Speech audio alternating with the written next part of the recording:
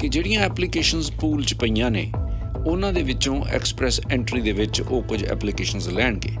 ਕਿੰਨੀਆਂ ਐਪਲੀਕੇਸ਼ਨਸ ਲੈਣਗੇ, ਕੌਣ ਕੁਆਲੀਫਾਈ ਕਰੇਗਾ, ਐਕਸਪ੍ਰੈਸ ਐਂਟਰੀ ਹੈ ਕੀ? ਅੱਜ ਮੇਰੇ ਨਾਲ ਅਮਨ ਖਹਿਰਾ ਜੀ ਗੱਲਬਾਤ ਕਰਨਗੇ।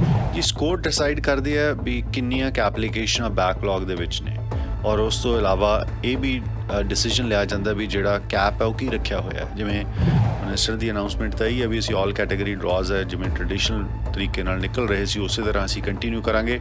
ਬਟ ਇਸ ਵਾਰ ਜਿਹੜਾ 2022 ਦਾ ਜਿਹੜਾ ਕੈਪ ਰੱਖਿਆ ਉਹ ਬਹੁਤ ਲਿਮਿਟਡ ਹੈ। ਆਪਾਂ ਨੂੰ ਲੱਗੂਗਾ ਜੇ ਸਰਕਾਰ ਜਿਵੇਂ ਕਿ ਪੁਰਾਣੀ ਸਰਕਾਰ ਸੀ ਕੰਜ਼ਰਵੇਟਿਵ ਦੀ, ਜੇ ਤੁਹਾਨੂੰ ਯਾਦ ਹੋਊਗਾ 2008 ਦੇ ਵਿੱਚ ਉਹਨਾਂ ਨੇ ਐਪਲੀਕੇਸ਼ਨਸ ਵਾਪਸ ਕੀਤੀਆਂ ਸੀ। ਇਸ ਪ੍ਰੋਸੈਸ ਦੇ ਵਿੱਚ ਵੀ ਸਰਕਾਰ ਦੁਬਾਰਾ ਆ ਸਕਦੀ ਹੈ ਜੇ ਜ਼ਿਆਦਾ ਲੋਕ ਕੋਰਟ ਜਾਣ ਲੱਗੇ ਜਸਟਿਸ ਲੈਣ ਲਈ, ਤਾਂ ਸਰਕਾਰ ਦੀ ਮਜਬੂਰੀ ਬਣ ਜਾਏਗੀ। ਜਿਹੜੇ ਬੈਕਲੌਗ ਦੀ ਲਾਈਨਅਪ 'ਚ ਖੜੇ ਆ ਲੋਕ, ਜਦੋਂ ਇਹ ਇਸ ਤਰੀਕੇ ਨਾਲ ਬਾਈਪਾਸ ਕਰਕੇ ਐਕਸਪ੍ਰੈਸ ਐਂਟਰੀ 'ਚ ਬੰਦੇ ਚੁੱਕਣ ਲੱਗ ਜਾਂਦੇ ਆ, ਉਹ ਕੀ ਮਹਿਸੂਸ ਕਰਦੇ ਹੋਣਗੇ?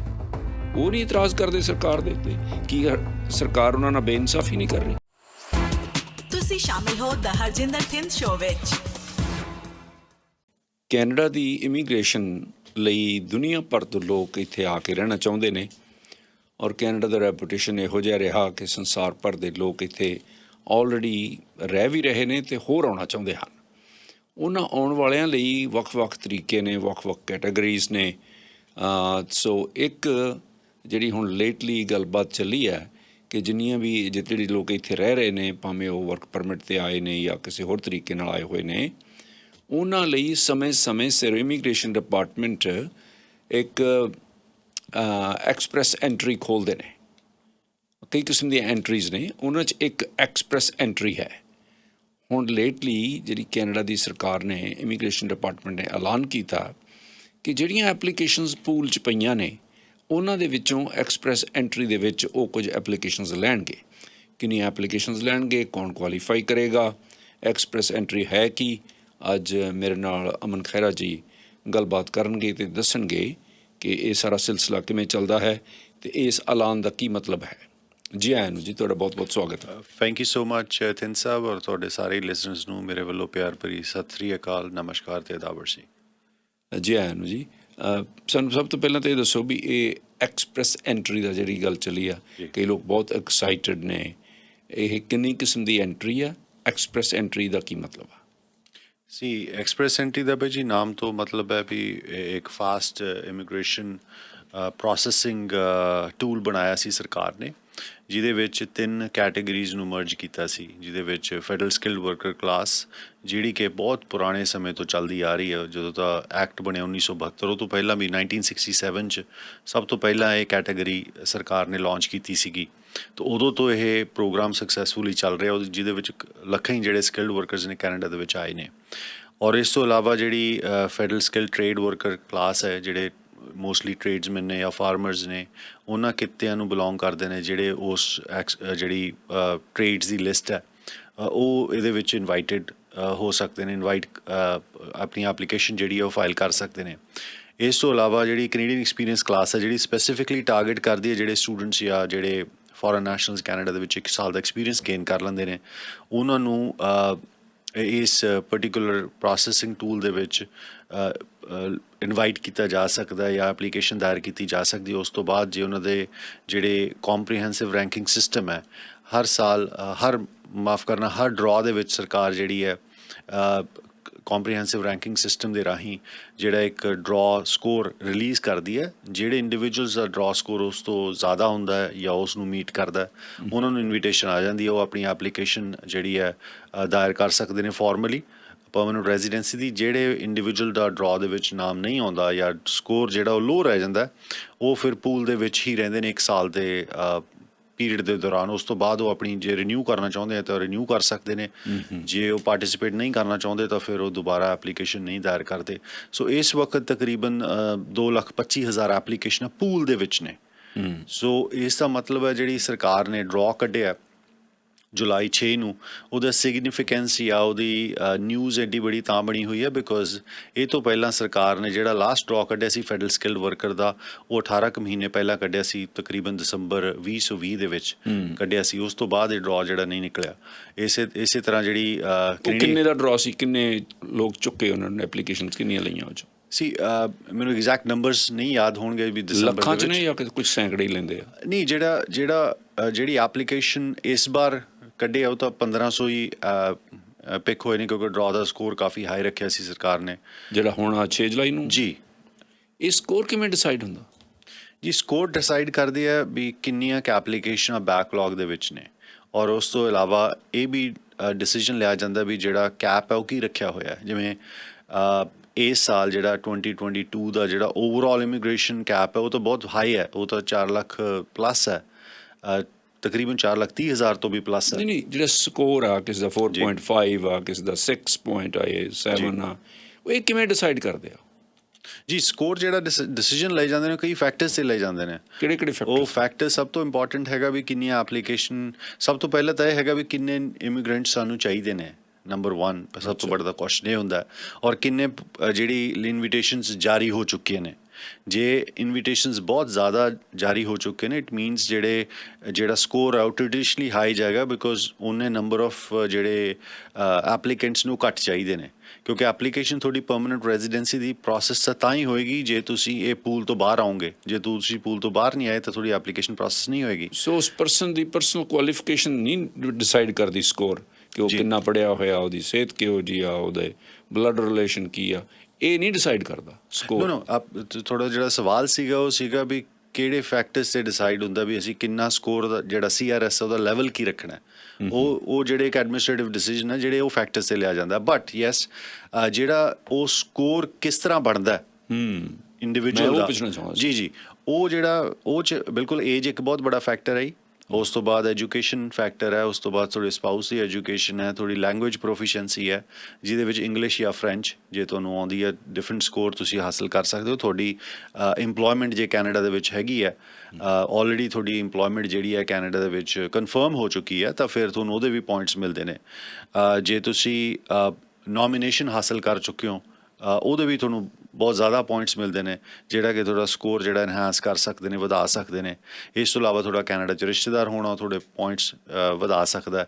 ਸੋ ਇਹ ਕਈ ਫੈਕਟਰਸ ਨੇ ਜਿਹਦੇ ਕਰਕੇ ਇੰਡੀਵਿਜੂਅਲ ਆਪਣਾ ਜਿਹੜਾ ਸਕੋਰ ਹੈ ਬਣਦਾ ਉਹਦਾ। ਐਤਕੀ ਜਿਹੜਾ 6 ਜੁਲਾਈ ਨੂੰ ਇਹ ਐਲਾਨ ਹੋਇਆ ਕਿ ਇਹਦੇ ਵਿੱਚ ਸਕੋਰ ਹੁਣ 6.5% ਔਰ ਸਮਥਿੰਗ ਆ?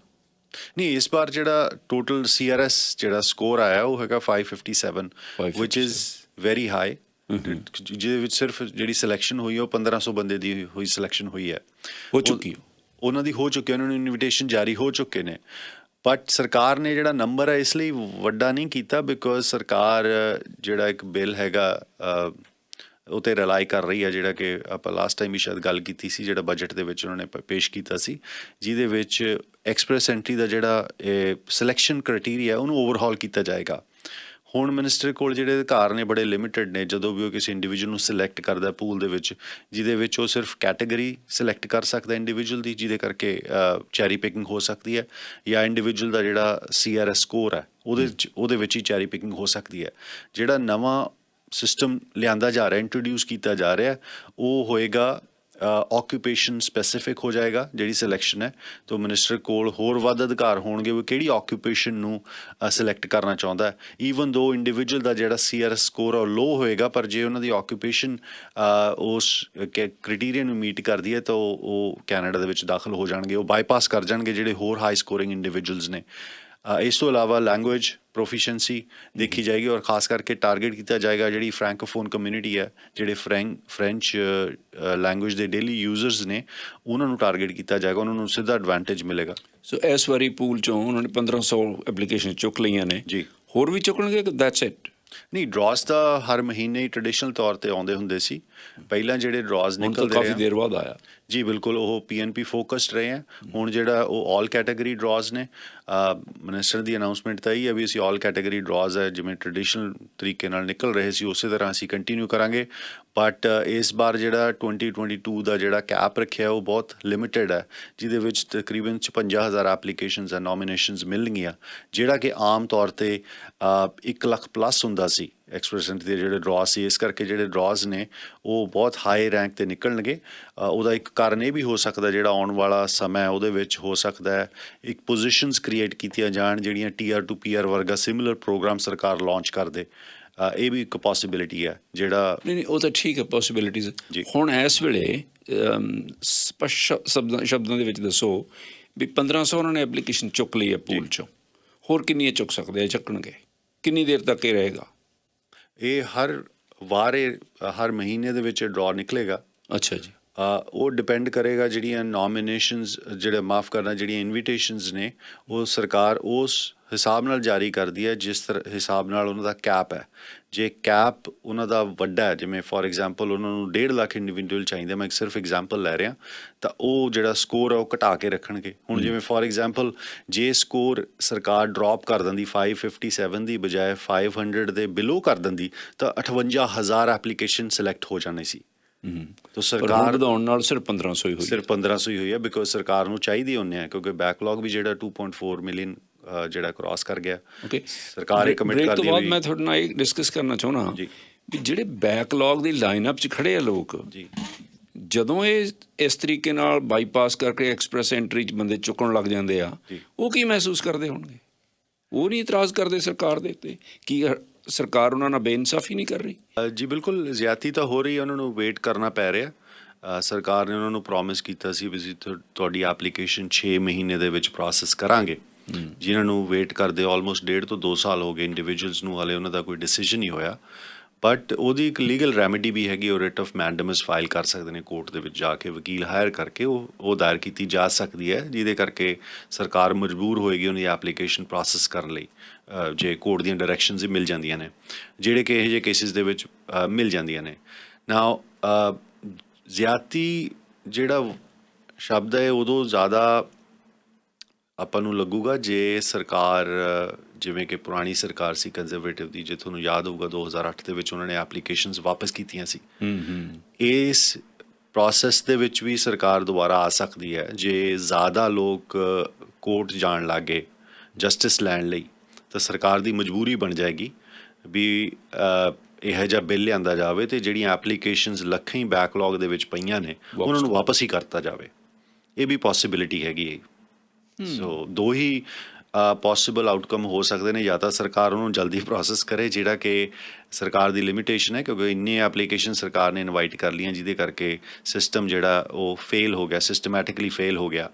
ਇਕੱਲਾ ਪ੍ਰੋਬਲਮ ਸਿਰਫ ਸਕਿਲਡ ਵਰਕਰ ਜਾਂ ਫਿਰ ਸਿਰਫ ਪੇਰੈਂਟਸ ਦੀ ਐਪਲੀਕੇਸ਼ਨ ਦੀ ਨਹੀਂ ਹੈ, ਇਹ ਤਾਂ ਪ੍ਰੋਬਲਮਸ ਹੈਗੀਆਂ। ਜਿਹੜੀ ਮੇਜਰ ਐਪਲੀਕੇਸ਼ਨ ਦੀ ਪ੍ਰੋਬਲਮ ਹੈ ਉਹ ਜ਼ਿਆਦਾ ਰਿਫਿਊਜੀ ਰਿਫਾਰਮ ਐਕਟ ਹੈ, ਜਿਸ ਤਰ੍ਹਾਂ ਸਰਕਾਰ ਨੇ ਉਹਨੂੰ ਫੇਲ ਕੀਤਾ। ਉਹ ਵੀ ਇੱਕ ਚੈਲੰਜ ਹੋਏਗਾ ਸਰਕਾਰ ਲਈ, ਜਿੱਥੇ ਅੱਜ ਕੋਈ ਇੰਡੀਵਿਜੂਅਲ ਰਿਫਿਊਜੀ ਫਾਈਲ ਕਰ ਦਿੰਦਾ ਐਪਲੀਕੇਸ਼ਨ ਤਾਂ 6 ਸਾਲ ਉਹਦੀ ਵਾਰੀ ਨਹੀਂ ਆਉਂਦੀ। ਤੋ ਇਟ ਮੀਨਸ ਜਿਹੜਾ ਵੀ ਵਿਜ਼ਿਟਰ ਕੈਨੇਡਾ ਦੇ ਵਿੱਚ ਦਾਖਲ ਹੁੰਦਾ ਉਹਨੂੰ ਇੱਕ ਇਨਕਰੇਜਮੈਂਟ ਮਿਲਦੀ ਹੈ। ਜੇ ਕਹਿੰਦੇ ਉਹਦਾ ਪਾਸਪੋਰਟ ਫੂਕ ਦੇਵੇ ਫਿਰ ਤਾਂ ਕੋਈ ਵਾਰੀ ਕਦੇ ਹੀ ਨਹੀਂ ਆਉਣੀ, ਫਿਰ ਉਹ ਸਾਰੀ ਲਾਈਫ ਕੈਨੇਡਾ ਵਿੱਚ ਰਹੂਗਾ, ਉਹਨੂੰ ਕੱਢਿਆ ਨਹੀਂ ਜਾ ਸਕਦਾ, ਡਿਪੈਂਡਿੰਗ ਔਨ ਕਿਹੜੀ ਕੰਟਰੀ ਤੋਂ ਹੈ, ਫਿਰ ਉਹ ਡੈਡਲੌਕ ਸਟੇਟ 'ਚ ਆ ਜਾਂਦਾ। ਬਟ ਉਹਨਾਂ ਲਈ ਵੀ ਸਰਕਾਰ ਨੇ ਪ੍ਰੋਵੀਜ਼ਨ ਰੱਖੀ ਹੁੰਦੀ ਹੈ ਸੈਕਸ਼ਨ 25 ਦੇ ਅੰਦਰ, ਜਿਹੜੇ ਪ੍ਰੋਲੋਂਗ ਸਟੇ ਕਰ ਜਾਂਦੇ ਨੇ ਕੈਨੇਡਾ ਦੇ ਵਿੱਚ ਜਾਂ ਉਹੀ ਜਿਹੀ ਸਥਿਤੀ ਦੇ ਵਿੱਚ ਆ ਜਾਂਦੇ ਨੇ ਵੀ ਉਹਨਾਂ ਨੂੰ ਜਿਸ ਕੰਟਰੀ ਆਫ ਨੈਸ਼ਨੈਲਿਟੀ ਉਹਨੂੰ ਐਕਸੈਪਟ ਨਹੀਂ ਕਰ ਰਹੀ ਜਾਂ ਉਹਨਾਂ ਨੂੰ ਰਿਲੀਜ਼ ਨਹੀਂ ਕਰ ਰਹੀ ਡਾਕੂਮੈਂਟੇਸ਼ਨ, ਤਾਂ ਫਿਰ ਉਹ ਆਪਣੀ ਇਮੀਗ੍ਰੇਸ਼ਨ ਬਿਨਾਂ ਪਾਸਪੋਰਟ ਤੋਂ ਹੀ ਕੈਨੇਡਾ ਦੇ ਵਿੱਚ ਵੀ ਹਾਸਲ ਕਰ ਸਕਦੇ ਨੇ ਜੀ। ਅਖੀਰ 'ਚ ਆਪਣਾ ਫੋਨ ਨੰਬਰ ਦਿਓ ਜੀ ਤਾਂ ਕਿ ਲੋਕ ਤੁਹਾਨੂੰ ਸਵਾਲ ਪੁੱਛ ਸਕਣ। ਜੀ ਬਾਈ ਜੀ, ਸਾਡਾ ਜਿਹੜਾ ਸਰੀ ਆਫਿਸ ਹੈ ਇਹਦਾ ਨੰਬਰ 604 598 5555 5985555 ਜਾਂ ਫਿਰ ਐਬਸਫੋਰਡ 604 852 4444 852 4444। ਸਭ ਤੋਂ ਸੌਖਾ ਹੈ ਜੀ ਵੈਬਸਾਈਟ ਹੈ www.cwccanada.com। ਅਮਨ ਖੈਰਾ ਜੀ, ਬਹੁਤ ਬਹੁਤ ਮਿਹਰਬਾਨੀ। Thank you.